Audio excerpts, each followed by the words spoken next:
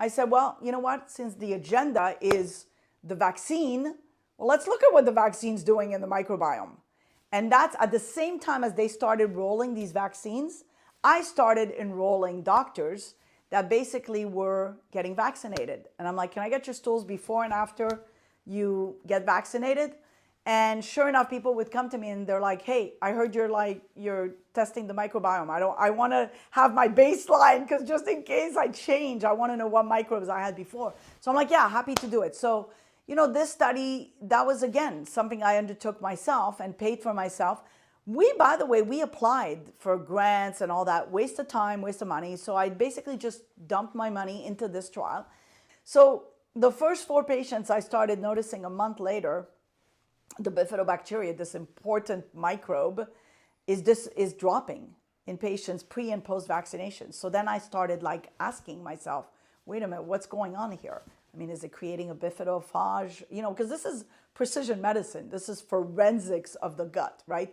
You've got your microbiome this way before and you've got it after, and it's the same patient, and only a certain group of microbes are getting killed. You got to pay attention. So then, 10, 20, 30, 34 patients later, we're seeing this, killing of the bifidobacteria. And so I wasn't going to, first of all, there's no way I was going to publish this because nobody would have taken that. So I decided to submit it to the American College of Gastro as a presentation, as a poster. It got accepted at the American College of Gastro as a poster, and then it won the Best Research Award as a poster. So all my colleagues called me and said, hey, I saw your data. That's incredible. How do you think this is happening? The vaccine's supposed to be, improving your immunity. And we all know bifidobacteria is a huge part of immunity. How do you think it's happening? So then I said, I think it's creating a bacteriophage or bifidophage. And what we noticed is in 4 patients that we followed, which were amazing shape, we followed them for 90 days, and then next thing you know, their bifidobacteria dropped to 0, from 1 million to 0. So it kept persisting. So there was a persistence in the damage, and not only 90 days, but 6 months, 9 months later. So that was the thing that started making me panic. And then as we were looking at the microbiome of newborns to mothers who were breastfeeding, we started noticing that there's no bifidobacteria in those newborns. So we asked ourselves, well, because newborns are supposed to have a ton of bifidobacteria, right? 90% of the microbiome of babies is bifidobacteria. So we said, well, how come these babies born to moms that are breastfeeding that were vaccinated have 0 bifidobacteria? Is the spike protein going to the breast milk, into the baby's gut, and killing whatever the baby's trying to build? And so because I was doing work on autism, and I noticed, one of the commonality and common findings of autistic children is that loss of bifidobacteria, I said to myself, maybe that's how it happens, right? Maybe you're killing off your bifidobacteria, and then 2 years down the road, your kid stops talking. So this whole, it was serendipitous, really. This whole discovery, because, understanding what the microbiome looks like in Alzheimer's, in old people, in overweight patients, in Parkinson's, and, kids, healthy kids, kind of brought it all together for me. So I had a different vision than everybody else. I was looking at how to treat the virus, knowing something nobody knew. And that was really, it was kind of epic. But at the same time, I knew that, hey, they can't prove me wrong.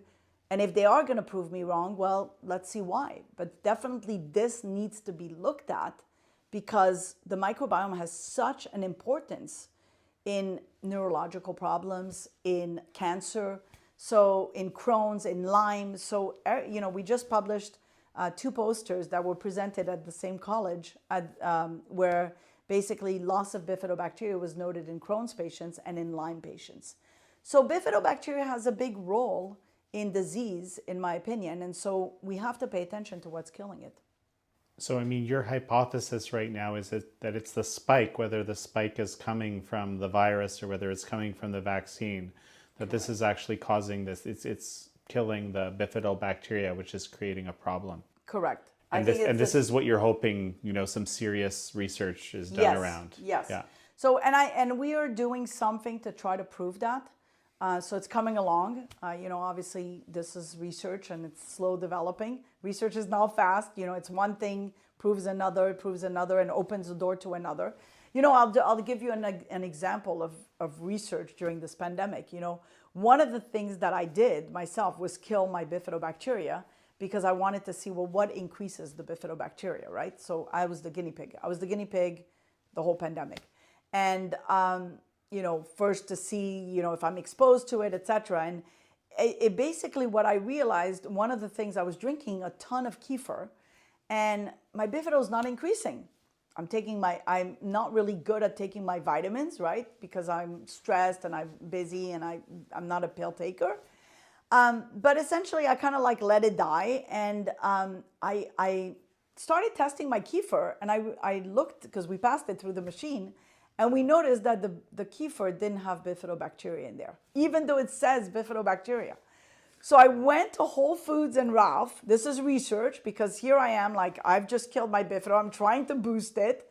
Why isn't it increasing? So of course it opens a new research.